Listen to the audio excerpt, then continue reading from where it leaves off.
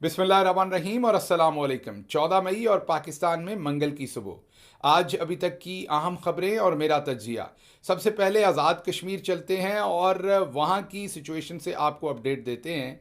वहाँ से अभी तक बड़ी ही दिलखराश और अफसोसनाक खबरें मिल रही हैं। जी हाँ, जो वहाँ से फुटेज मौसूल हो रही है, इत्तलात आ रही हैं, वो बहुत ही ज़्यादा गंभीर सूरत हाल बता रही हैं और बहुत ही दिगरगू हैं हालात और बड़ी तकलीफ़ दह इत्तलात हमें वहाँ से मिल रही हैं। जो फुटेज सामने आई है वो भी बड़ी डिस्टर्बिंग है और वहाँ से जो रिपोर्टर्स रिपोर्ट कर रहे हैं, कुछ रिपोर्टर्स तो कह रहे हैं कि 13 अफराद वहाँ पर शहीद हो गए, लेकिन कुछ और रिपोर्टर्स कह रहे हैं कि 13 नहीं, ये तादाद कम है। लेकिन बहरहाल जितनी भी तादाद है, ये बहुत ही अफसोसनाक डेवलपमेंट है कि कल पिछले 24 घंटों में वहाँ पर मुजाहरीन पर ओपन फायर खोला गया और ओपन फायरिंग से एफसी के या रेंजर्स के या पुलिस के, ये अब पता नहीं चल रहा, इंक्वायरी होगी या हुकूमत अपनी तरफ से कोई स्टेटमेंट जारी करेगी। बहरहाल जो वहाँ पर मुजाहरीन हैं उनमें से बहुत सारे कहते हैं कि एफसी के लोगों ने की है, कोई कहते हैं रेंजर्स ने की है, कोई कहते हैं पुलिस ने की है। बहरहाल ये तो इन्वेस्टिगेशन और इंक्वायरी होगी तो पता चलेगा कि किसने फायरिंग की है। लेकिन ये बहुत ही अफसोसनाक है जब तमाम लोग, हमारे समेत तमाम लोग कह रहे थे कि सिचुएशन कशीदा है और ताकत का इस्तेमाल ना कीजिए, होश के नाखुन लीजिए, अकल के साथ इन मामलात को देखिए। तो पता नहीं क्यों इन मामलात को नहीं देखा जा रहा था और इस पर डबल डाउन किया गया और ताकत का इस्तेमाल किया गया। हर जगह पर ताकत का इस्तेमाल पाकिस्तान की मिलिट्री इस्टेब्लिशमेंट ने, जिसने ये पूरी रजीम इस टाइम सजा के रखी है, वो हर जगह पर ताकत का इस्तेमाल कर रहे हैं और उसके नताइज भी तकरीबन हर जगह से एक जैसे ही आ रहे हैं। बहरहाल ये तो कश्मीर के हालात थे, जो भी सिचुएशन डेवलप हुई वो आपके सामने रखेंगे। अभी तक की सिचुएशन जो है वो बहुत ही, मैंने जैसे आपको कहा कि तकलीफ़ दे है कि वहाँ पर मुतअद्दिद हलाकतें भी हुई हैं, वहाँ पर बहुत ज़्यादा आंसू गैस का इस्तेमाल भी हुआ है, बहुत ज़्यादा पुलिस गर्दी भी हुई है, बहुत ज़्यादा शहरियों पर तशद्दुद भी हुआ है और इस टाइम खौफ, हरासमेंट की एक फ़ज़ा है पूरे कश्मीर में। और देखते हैं कि आने वाले वक्त में वहाँ पर इन सारे मामलात को किस तरीके से डील किया जाता है। बहरहाल जो भी डेवलपमेंट हुई कश्मीर से वो आपके सामने रखेंगे। अब अगली खबर की तरफ चलते हैं जो इसी से जुड़ी हुई है। इमरान खान साहब ने अडयाला जेल से एक खुला ख़त लिखा है आर्मी चीफ के नाम। कल हमने आपको कहा था कि वो एक खुला ख़त लिखने जा रहे हैं।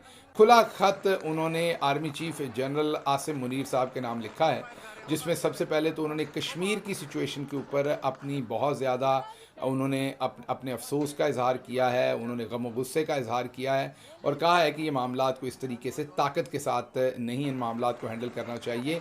और ये भी उन्होंने लिखा कि जब मुल्क के अंदर तमाम जगहों पर चौधरी निज़ामुद्दीन की बिठाई हुई रजीम बैठी है और जो मुंतखब हुकूमतें थी उन्हें गिरा दी गई, जो जमहूरी हुकूमतें होती हैं वो अवाम में से होती हैं और वो जब भी ऐसे कभी मुश्किल या तल्ख हालात बनते हैं तो वो, क्योंकि अवाम को जवाबदेह होती हैं, तो वो अवाम उनकी ओनरशिप लेती है और वो अवाम की ओनरशिप लेते हैं और इस तरह से दोनों मिलकर फ़ैसले करते हैं। और मुश्किल हालात में भी जो जमहूरी हुकूमतें होती हैं वो आवाम को एतमाद में लेकर फ़ैसले करती हैं, ताकत का इस्तेमाल नहीं करती। उन्होंने कहा अभी मसला ही एक है कि हर चीज़ का जवाब ताकत के साथ दिया जा रहा है और ये हमें डेवलपिंग जो हालात नज़र आ रहे हैं पाकिस्तान में, ये आने वाले दिनों में हमें और भी मुश्किल होते हुए नज़र आ रहे हैं।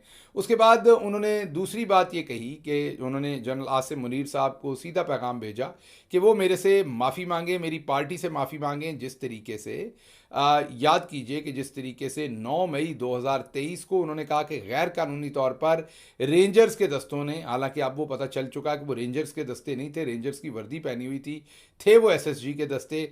उन्होंने, इमरान खान साहब ने कहा कि जिस तरीके से मेरी गैर कानूनी इस्लामाबाद हाई कोर्ट से गिरफ्तारी की है उस पर जनरल आसिम मुनीर साहब माफ़ी मांगे, कौम से भी और हमसे भी, क्योंकि वो गैर कानूनी वहाँ पर सारे का सारा काम हुआ। ये तकरीबन वो जवाब है जो चंद दिन पहले कहा गया था कि पाकिस्तान तहरीक इंसाफ, इमरान खान 9 मई जो उन्होंने नहीं किया उसकी जब तक माफ़ी नहीं मांगते तब तक बात कोई आगे नहीं जाएगी। तो याद दहानी करवाई है इमरान खान ने वापस कि माफ़ी अगर मांगनी है तो आपने मांगनी है, ज़्यादती और कानून आपने तोड़ा था, हमने नहीं तोड़ा था।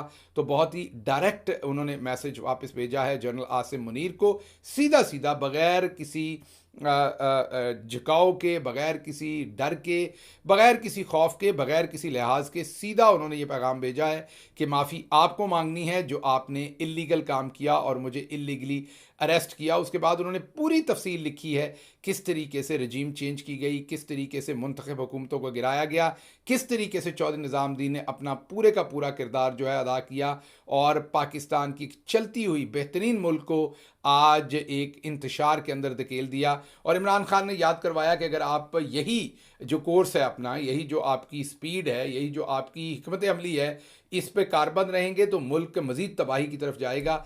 होश के नाखन लीजिए, अभी भी रुकिए और अपनी गलतियों से सीखिए और इन मामलात को मज़ीद मत दोहराएं। एक ही तरीका है, वापस आइन पर जाएं, मैंडेट पब्लिक का तस्लीम करें और पाकिस्तान का आइन जो सलूशन देता है उसको लेकर चलें। एक बहुत ही तगड़ा ख़त इमरान खान ने लिखा है army chief general Asim Munir के नाम। देखते हैं सेंस प्रिवेल होती है या नहीं। मुझे तो नहीं लग रहा हो, क्योंकि जो कुछ मैं कश्मीर के अंदर मैंने होते हुए पिछले 24-48 घंटों में देखा है, मुझे लग नहीं रहा कि कहीं हमारे यहाँ सेंस प्रिवेल होनी है, क्योंकि होनी होती तो हर जगह पर कत्लो गारत करने की कोई वजह हमें नज़र आती नहीं है। बहरहाल इमरान खान साहब ने बहुत ही डायरेक्ट ख़त लिखा है और ऐसे हालात में लिखा है जब आप समझें कि वो उन्हीं की कैद में हैं, सारे झूठे मुकदमात उन पर बनाए हुए हैं। बजाय डरने के उन्होंने पूरी ईमानदारी से सच बोला है और सीधा कलमा हक का है, बजाय झुकने के छुपने के सीधी बात उन्होंने की। अच्छा जी, अगली खबर आपके सामने रखेंगे। शहबाज शरीफ साहब ने 60 ब्यूरोक्रेट्स के गैर मुल्की दौरों के ऊपर $3 लाख से ज़्यादा के, एक तरफ कहते हैं डॉलर्स हैं नहीं, एक तरफ कहते हैं कि मुल्क के ऊपर बहुत कर्जे हैं, एक तरफ कहते हैं कि मुल्क के हालात बिल्कुल ख़राब हो गए हैं, मांगने जाते हैं जगह जगह। दूसरी तरफ शहबाज शरीफ साहब ने 60 ब्यूरोक्रेट्स के दौरे जो हैं, बैरूनी दौरे, उनकी अप्रूवल दी है और $3 लाख ये मिनिमम अमाउंट होती है। जब वो दौरे करके वापस आएंगे तो कई गुना ज़्यादा पैसे होंगे। ये तो इनिशियल सीड मनी होती है, इसको आप ये समझ लीजिए। और इसके साथ आपको एक और ख़बर भी दे दें कि चौधरी निज़ामुद्दीन के इमा पर पाकिस्तान की जितनी भी एम्बेसीज़ हैं, स्पेशली पाकिस्तान की जो अमेरिका में एम्बेसी है और पाकिस्तानी स्टाफ जो अमेरिकी एम्बेसी में है और इसी तरीके से जो बरतानिया में है और दूसरे मुल्कों में है, उनको चौधरी निज़ामुद्दीन ने एक नया बयानिया भेजा है और उनको ये कहा है कि जो पाकिस्तानी डायस्पोरा है उनको इंगेज करें इस बयानिए पे। वो बयानिया क्या है? वो बयानिया ये है कि देखें जी, अब नून लीग कहती है इमरान खान को कि हमसे मुज़ाकरात करें और इमरान खान जो है वो मुज़ाकरात नहीं कर रहे हैं। इमरान खान कह रहा है मैंने चौधरी निज़ामुद्दीन से, मीन फ़ौज से मैंने मुज़ाकरात करने। तो ये देखें, ये तो इमरान खान फिर फ़ौज को लेजिटिमेसी खुद दे रहा है, खुद ला रहा है सारी गेम में। ये इमरान खान गलत कर रहा है। इमरान खान को फौरी तौर पर इनके साथ मुज़ाकरात करने चाहिए और मुज़ाकरात करके फ़ौरी तौर पर इमरान खान को जो है वो मामलात आगे बढ़ाने चाहिए। ये अब अगले चंद दिन में जो लोग अमेरिका में रहते हैं, जो बरतानिया में रहते हैं, जो ओवरसीज़ पाकिस्तानी हैं, वो देखेंगे कि यहाँ पर मौजूद जो एम्बेसीज़ का स्टाफ है, एम्बेसडर्स हैं, डिप्टी एम्बेसडर्स हैं, जो भी डिप्लोमेटिक स्टाफ होता है पाकिस्तान का यहाँ, वो तमाम का तमाम यहाँ पर डायस्पोरा को इंगेज करेगा और कहेगा कि देखें, अब इमरान खान को मुज़ाकरात करने चाहिए, इमरान खान मुज़ाकरात नहीं कर रहे और फ़ौज तो बीच में है नहीं, उनसे क्यों मुज़ाकरात करने हैं? मुज़ाकरात करने हैं तो नून लीग से करें। बेसिकली उनको लेजिटिमेसी दिलवानी है और एक दफ़ा फिर मिलिट्री इस्टेब्लिशमेंट उनके पीछे छुपना चाहती है, अपने गुनाहों को नून और पीपल्स पार्टी के ऊपर डालना चाहती है और उन्हीं को सामने रखकर मुज़ाकरात करना चाहती है, खुद मुज़ाकरात में सामने नहीं आना चाहते। तो अगर एम्बेसी का स्टाफ आपसे रब्ता करे तो आपने एक ही सवाल पूछना है कि वो तो बेचारे अपनी मर्ज़ी का IG नहीं लगा सकते, तो उनसे मुज़ाकरात करके क्या करना है? तो मुज़ाकरात उसी से करने जिसके पास असल में ताकत है, जो रिस्पॉन्सिबल है। अकाउंटेबिलिटी भी उसी की होनी है, बातचीत भी उसी से होनी है। तो आपने उनको ये कहना है कि आप वापस पैगाम दें चौधरी निज़ामुद्दीन को कि आप डरे नहीं, आपने जो कुछ करना था वो तो आपने कर लिया, अब खुलकर मुज़ाकरात भी आप ही करें। जब ताकत का इस्तेमाल आप करते हैं, जब हर चीज़ को कंट्रोल आप करते हैं, पपेट्स आप बैठाते हैं, तो फिर मुज़ाकरात भी आप ही को करने पड़ने हैं, उनसे कोई मुज़ाकरात नहीं करेगा। बहरहाल ये एक इंटरेस्टिंग डेवलपमेंट है जो मैंने आपको बताई है कि जो एम्बेसीज़ के अंदर नई असाइनमेंट जो है वो दी गई है और तरीका वारदात यही होता है चौधरी निज़ामुद्दीन का कि चौधरी निज़ामुद्दीन आपके पैसे से, टैक्स पेयर के पैसे से इन ब्यूरोक्रेट्स को रजाता है, मीन दबाकर इन पर खर्च करता है, इनकी वफादारियां खरीदता है। इसीलिए तो ये गैर आइनी काम करते हैं चौधरी निज़ामुद्दीन के लिए, इसीलिए कानून तोड़ते हैं, आइन तोड़ते हैं। एक तो इनकी प्रमोशंस उनके हाथ में होती हैं क्योंकि वो खुफिया एजेंसियों की रिपोर्टें और दूसरी बातें, और फिर जब वो इस तरीके से इक़्तिदार पर मुसल्लत होते हैं तो वो फिर मौजें लगवाते हैं। जैसे अभी शहबाज शरीफ ने $3 लाख अप्रूव किए हैं, इसी तरह हमारे लिफाफे इस टाइम मिस्र की गलियों में फिर रहे हैं और अय्याशियाँ कर रहे हैं। तो चौधरी निज़ामुद्दीन इस तरीके से लोगों की मौजें करवाते हैं। अच्छा जी, अगली खबर चिन्योट से है। सिविल कपड़ों में पुलिस गई वहाँ पर और छापा मारा और लोगों से बदतमीज़ी की। तो जो अहले खाना था, चनियोट फैसलाबाद के करीब ज़िला है अब तो खुद चनियोट, वहाँ पर सादा कपड़ों में पुलिस गई तो सादगी से ही घर वालों ने आगे से पिटाई की। ये काम जो चला हुआ है आपको पता है, ख्वाजा सराओं ने शुरू किया था ये खारियाँ से। असल में तो पाकिस्तानी फ़ौज ने शुरू किया था बहावल नगर में, और फिर ख्वाजा सराओं ने खारियाँ में, फिर अहमदपुर शर्किया ने, और अब ये तीसरा नतीजा आ रहा है, चौथा नतीजा चनियोट से बरामद हो रहा है कि सादा कपड़ों में गए पुलिस वालों की सादगी से ठुकाई की गई है और उन्होंने अपनी जान बचाकर वहाँ से भागे हैं। तो ये हालात वहाँ पंजाब में अब बनते हुए नज़र आ रहे हैं। अच्छा जी, एक और बड़ी इंटरेस्टिंग आपके सामने खबर रखते हैं। गंदम के बाद अब कोयले का मेगा स्कैंडल, ये वही कोयले का जो, याद कीजिए, साहिवाल का प्लांट शहबाज शरीफ ने कोयले का लगाया था, और ये तभी सबने बता दिया था कि बुनियादी तौर पर ये प्लांट गलत लगा है, लेकिन ये लगाया इसलिए गया कि उसमें महंगा कोयला इस्तेमाल होकर ये ख़ानदान या इनके हवारी या और बहुत सारी अशराफिया के लोग इसमें से अगली दहाइयों तक करप्शन करेंगे और माल बनाएंगे। पाकिस्तान के अंदर जो निजी शोबा है उन्होंने 45,000 रुपये फ़ी टन कोयला जो है वो इंपोर्ट किया, लेकिन इस पावर प्लांट ने 75,000 रुपये, जी हाँ 74,000 रुपये और कुछ 100 रुपये फ़ी, तकरीबन 75,000 रुपये फ़ी टन कोयला बरामद किया। आप ज़रा गौर कीजिए, प्राइवेट सेक्टर जो है वो कोयला इंपोर्ट कर रहा है 45,000 रुपये फ़ी टन, और ये बिजली घर जो है, जो साहिवाल और दूसरे कोल प्लांट्स हैं, ये कोयला इंपोर्ट कर रहे हैं 75,000 रुपये फ़ी टन। बिजली अगर 45,000 रुपये हो तो वो तकरीबन 15 से 17 रुपये फ़ी यूनिट पर पड़ेगी, और अगर 75,000 फ़ी टन पर बिजली बनाई जाए तो वो 27 से 30 रुपये पड़ेगी। अब आप गौर कर लीजिए, अक्सर जब हम आपको खबर देते हैं आप इधर से सुन के इधर से निकाल देते हैं, आपको भी बहुत ही और तरह की खबरों में इंटरेस्ट होता है, और आपको ये जो करप्शन और सॉरी आपको लगता है मेरा पैसा तो नहीं है। जब आपको बताते हैं ना इसने इतने अरब की करप्शन कर दी, इसने इतने अरब की, आपको लगता है मेरे पैसे तो नहीं है, मेरा इससे क्या लेना देना, वो अरबों की करप्शन की है जी, ऊपर वाले खा गए। और भाई ये आपके पैसे हैं, अभी आप फ़ी यूनिट में ज़्यादा दे रहे हैं। ये जो कोयला अगर 45,000 फ़ी टन आता तो आपका बिजली का बिल आधा होता। अब आप कोयला 75,000 रुपये फ़ी टन ये कोई मंगवा रहा है जो नहीं मंगवाना चाहिए। इन्होंने अपने ख़ानदानों की दिहाड़ियाँ लगाई हुई हैं, तो वो जो दुगनी कीमत का कोयला, उसकी दुगनी कीमत की बिजली बन रही है जो आपके बिल में आती है। तो ऐसी खबरों के पर ज़रा थोड़ी सी तवज्जो रखा करें। अभी तक ये सिर्फ एक आध बिजली घर का जो डाटा सामने आया है, एक आध बिजली घर का, कि एक साल के अंदर 1 अरब 60 करोड़ रुपए की करप्शन इसमें मुबैना तौर पर हो चुकी है। ये एक आध बिजली घर की बात हो रही है। सोचें जो मुतद्दद बिजली घर है और मुतद्दद जो शिपमेंट्स आ रही होंगी वहाँ पर क्या हो रहा है। और यहाँ पर एक और इंटरेस्टिंग बात है, इन्होंने पहले इसी जो भी कॉन्ट्रैक्टर था जिसको इन्होंने ये ठेका दिया हुआ है, उस कॉन्ट्रैक्टर ने पहले भी इन्हें इसी तरह महंगे दामों कोयला देता था। फिर दरमियान में कुछ हुआ कि कुछ महकमों ने कहा कि नहीं, ट्रांसपेरेंसी लाएं इसमें, और उस ट्रांसपेरेंसी के चक्कर में नया सप्लायर आया जिसने सस्ते दामों कोयला दिया।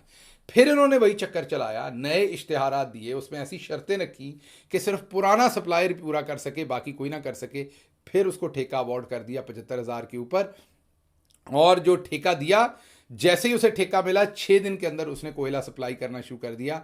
मतलब कि कोयला वो पहले से ला के रख चुका था, क्योंकि साउथ अफ्रीका से कोयला आते हुए कम से कम, अगर शिपमेंट का सब कुछ पहले से अरेंज किया हुआ है, 25 दिन से 30 दिन लगते हैं कम से कम। ये मैं बता रहा हूँ जो जहाज़ ने मूव करना है समंदर के अंदर, और यहाँ 5 दिन के अंदर अंदर, 6 दिन के अंदर अंदर उन्होंने कोयला सप्लाई शुरू कर दिया। मतलब कि ये सारा प्री प्लान था और सब कुछ पहले से करके रखा हुआ था। अच्छा जी, इंसदाद दहशतगर्दी की अदालतों में जजेस की तैनाती करनी है। लाहौर हाई कोर्ट के जो चीफ जस्टिस हैं उन्होंने ख़त लिख दिया हुआ है, रिकमेंड कर दिए हुए हैं जजेस, लेकिन हुकूमत नहीं कर रही। हुकूमत टस से मस नहीं हो रही। वजह क्या है? वजह यह है कि ये वो तमाम 9 मई के केसेस इन जजेस के सामने लगने हैं।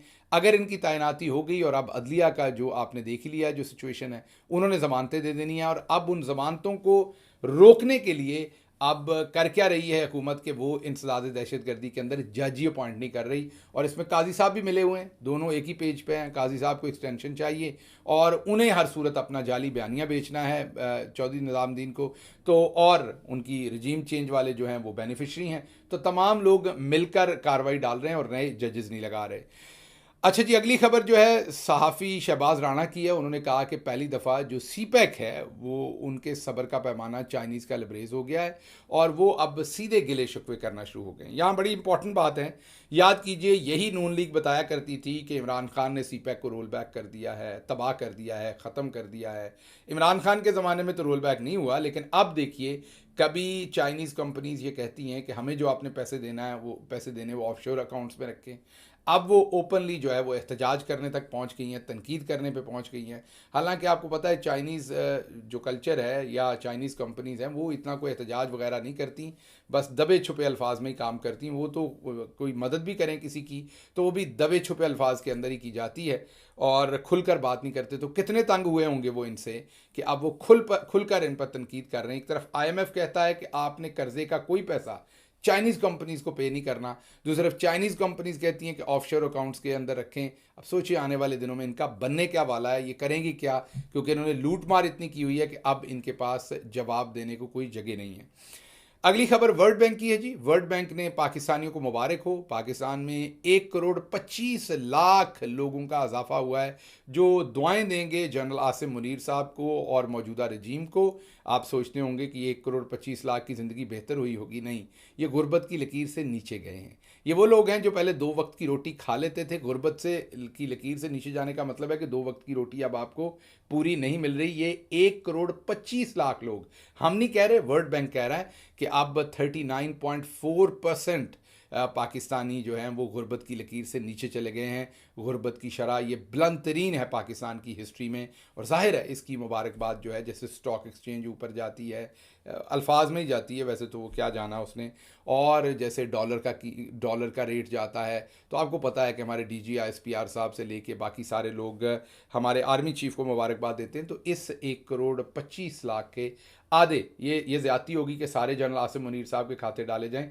आधे जनरल बाजवा के खाते डालने पड़ने हैं क्योंकि उन्होंने ये बेड़ा उठाया था, और आधे इनके खाते डालने पड़ने क्योंकि इन्होंने उस बेड़े को उससे भी ज़्यादा स्पीड पे चलाया, इन्होंने कोरेक्टिव मेजर्स नहीं लिए। बहरहाल अब पाकिस्तान में नए 1 करोड़ 25 लाख लोगों का इजाफा हुआ है जो अब 2 वक्त की रोटी नहीं खा सकेंगे और झोलियां उठा उठा के दुआएं देंगे कि बद्दुआएं देंगे, ये तो वक्त फैसला करेगा, आपको पता ही है कि क्या है। अच्छा जी, BBC ने एक स्टोरी रन की है।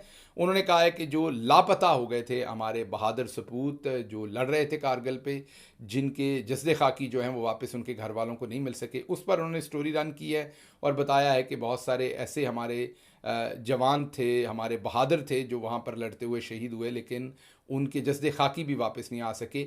ये हैं वो घराने जिनके मकरूज़ हैं सारे पाकिस्तानी, जिनके सामने हमारे सर जो हैं वो अताद से झुकते हैं, जिनको हम ओन करते हैं, जो हमें ओन करते हैं, जो पाकिस्तान का असल सरमाया है, वो इन शहीदों के घर वाले हैं। आप सोचिए जिनके बच्चों के जैसे खाकी भी उन्हें नहीं मिले और वो ऊपर बर्फ़ में कहीं दफन है कारगिल की चोटियों के ऊपर, और इन लोगों के कंट्रीब्यूशंस हैं। बहरहाल ये BBC ने एक रिपोर्ट रन की है जिसमें उन्होंने इस सारी चीज़ के ऊपर बातचीत की है और कुछ शुहदा के लवाहकीन के इसमें उन्होंने इंटरव्यूज़ जो हैं वो भी जारी किए हैं। अच्छा जी, सिंध ने काम दुरुस्त रखा हुआ है। सिंध हमेशा यही करता है, वहाँ गंदम कभी चूहे खा जाते हैं और कभी कुछ और खा जाता है। नया काम हुआ है, सिंध में 4,000 टन गंदम ही गायब हो गई है। जी हाँ, 4 किलो नहीं, 400 किलो नहीं, 400 मन नहीं, 4,000 मन नहीं, 4,000 टन। जी हाँ, गंदम जो है वो सरकारी गोदामों से जो है गायब होगी। पहले चूहे चूहे खाते थे, मट्टी भर देते थे, इस दफ़ा उन्होंने बोरियां ही गायब कर दी। और याद रखिए कि 12-14 अरब रुपया सिंध में वापस करती रही है सिंध गवर्नमेंट के गमाश्ते। जो प्ली बार्गेन करते हैं ये उसमें नैब में, उसमें ये अरबों रुपए वापस करते रहे। तो वहाँ पर ये गंदम वाला सीज़न जो है ना, खांचा है, ये पक्का है, ये आसान काम है। यहाँ से पीपल्स पार्टी की हुकूमत हमेशा माल बनाती है, तो अभी भी बनाया गया है और ये अब कोई 3-4 अरब रुपए का कम से कम खांचा होगा जो सामने सामने लगा है। और देखते हैं कि अभी और कितनी गंदम है जो वहाँ से गायब हुई है। अभी तक के जो अदाद-ओ-शुमार हैं, रमज़ान से लेके अभी तक 1 लाख से ज़्यादा लोगों ने खैबर पख्तूनख्वा में हेल्थ कार्ड पर अपना इलाज करवाया है। दूसरी तरफ वो चीफ मिनिस्टर साहबा जो हैं उन्होंने हेल्थ कार्ड बंद किया हुआ है, लोगों की इलाज नहीं हो रहे, अमवात हो रही हैं, वो सब कुछ आपके सामने है। लेकिन KP में 1 लाख लोगों ने अभी तक हेल्थ कार्ड से अपना इलाज करवा लिया। ये हम रमज़ान से लेके अभी तक की बात कर रहे हैं। अच्छा जी, अनवारुल हक काकड़ साहब ने किसानों को तबाह करने के बाद नया बयान छोड़ा है। उन्होंने कहा मेरी वजह से आटा सस्ता हुआ है। तो स्कैंडल किस चीज़ का? आप ये क्या बातें कर रहे हैं कि स्कैंडल आ गया? कोई स्कैंडल नहीं है। मेरी वजह से तो आटा सस्ता हुआ है, और अगर मेरी वजह से आटा सस्ता हुआ है तो आप बताइए कि फिर स्कैंडल तो ना हो, मेरी तो सर्विसेज हुई पाकिस्तान के लिए। अब बताएं बंदा क्या कहे इनको। अगर पूरे पाकिस्तान का किसान जो है वो सरापा एहतजाज है, वो इस टाइम सड़क पर है और ये कह रहे हैं कि मेरी वजह से आटा सस्ता हुआ है, तो आप क्या बातें कर रहे हैं? तो आप बताइए फिर ऐसे शख्स से आप क्या आर्गूमेंट करें और क्या बात करें, जिनको यही अंदाज़ा नहीं है कि पाकिस्तान की जो असल ज़राअत है वो पाकिस्तान की रीढ़ की हड्डी है, और किसान जो है वो पाकिस्तान की रीढ़ की हड्डी है। उसी को तोड़ दिया इन्होंने, उसी को इन्होंने इस टाइम तबाह बर्बाद कर दिया, और ये अभी भी कह रहे हैं कि मेरी वजह से आटा सस्ता हुआ है, तो मेरे पर आप किसी किस्म का भी कोई एतराज़ मत कीजिए। अच्छा जी, अगली खबर ये है कि ख्वाजा आसिफ ने कहा है कि खुफिया दस्तावेज़ात जो हैं वो सोशल मीडिया पर अपलोड करने पर बहुत संगीन सज़ाएं होंगी। ये अब कोई मेरा ख्याल नया तरीका वारदात है लोगों को डराने का, और बात तो कोई नहीं है। और लग रहा है कि ये ख्वाजा साहब जो हैं, इनको चौधरी निज़ामुद्दीन ने नया टास्क दिया है, को अब नई कार्रवाई करेंगे ये सोशल मीडिया के ऊपर जो इस तरह के बयान दे रहे हैं। तो इससे मुझे तो यही लग रहा है कि ये कोई नई कार्रवाई है, नया काम करने को इन्होंने कोई नया कानून बनाना है और उससे लोगों को हरास करने की ये कोशिश करनी है। अच्छा जी, अफसोसनाक खबर शेखुपुरा से है, जहाँ पर शहबाज शरीफ अस्पताल के अंदर सिक्योरिटी गार्ड्स ने एक बच्ची के साथ ज़्यादती की। 10 साला बच्ची थी, उसको इंसाफ नहीं मिला, उसको सिस्टम ने इंसाफ नहीं दिया। उस बच्ची को कहा गया कि मेडिकल करवाए, मेडिकल करवाने गई तो वो सारा कुछ वहाँ पर भी मैनेज था या तौतल का शिकार था। बच्ची दिल बर्दाश्ता हो गई और उसने अपनी ज़िंदगी ले ली। बच्ची ने अपनी ज़िंदगी खुद ख़त्म कर ली, और ये एक बहुत ही अफसोसनाक बात है। ये यही कह सकते हैं कि एक दिल खराश वाक़या है, और ये भी बताता है कि हमारे यहाँ इंसाफ का निज़ाम जो है वो किस तरीके से कंप्रोमाइज़्ड है, और काजी साहब हों या चीफ मिनिस्टर हों, किसी के कान पर जूं नहीं देंगे क्योंकि गरीब की बच्ची है, इसके ऊपर कोई ऐसी बात नहीं होगी। यहीं पर किसी अशराफिया के साथ, किसी के साथ भी ऐसा वाक़या किसी के साथ भी नहीं होना चाहिए, लेकिन यही वाक़या अशराफिया के साथ होता तो पूरा पाकिस्तान सर पे उठाया होना था। लेकिन क्योंकि गरीब की बच्ची है, कोई बात नहीं करेगा, और इसके ऊपर आज ही हमने आपको खबर दी है, कल पूरा पाकिस्तान भूल जाएगा और बिजनेस एज यूजुअल होगा। अच्छा जी, इलेक्शन कमीशन ने आखिरकार, हमने पहले आपको खबर दी थी कि उन्होंने जो नोटिफिकेशन थे वो जारी पूरी तरीके से ना करने का फ़ैसला किया था। अब हम आपको खबर दे रहे हैं कि सेंस प्रिवेल हुई है। जो जस्टिस मंसूर, जस्टिस अतर और जस्टिस मज़हर अली ने 78 नशस्तें वापस छीनी थी, जो इन्होंने पीटीआई की छीनी थी गैर कानूनी तौर पर, वो इनसे वापस ली थी और कहा था कि उसे डी नोटिफाई करें। कहा, हमें ये बताया जा रहा था रिपोर्टर्स की तरफ से कि डी नोटिफाई नहीं कर रहे, ये सिर्फ उन्हें आर्जी तौर पर मुअत्तल कर रहे हैं, लेकिन अब उन्हें डी नोटिफाई करने का इलेक्शन कमीशन ने फैसला किया, क्योंकि इन्हें पता चल गया है कि अगर नहीं करेंगे डी नोटिफाई तो फिर जाहिर है इनके खिलाफ कानूनी कार्रवाई हो सकेगी। तो ये एक डेवलपमेंट है, ये एक सिचुएशन है जो आपके सामने रखनी थी कि इलेक्शन कमीशन जो है आखिरकार अब इंसान बन रहा है और ये स्टेप्स ले रहा है। इसके साथ ही मुझे इजाज़त दीजिए। अल्लाह आपका हामी नासिर हो। पाकिस्तान जिंदाबाद।